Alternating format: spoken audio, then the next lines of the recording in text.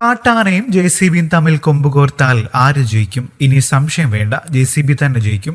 ഭീതി പടർത്തി വിലസി നടന്ന ആനയെ ഓടിക്കാൻ അവസാനം JCB തന്നെ വേണ്ടി വന്നു. ഗ്രാമത്തിലേക്ക് പാഞ്ഞടുത്ത ആന വയലിലെത്തിയതോടെയാണ് വേറെ മാർഗങ്ങളൊന്നുമില്ലാതെ ഷാജഹാൻ എന്ന JCB ഡ്രൈവർ JCയുമായി ആനയുടെ മുന്നിലേക്ക് ചെന്നത്.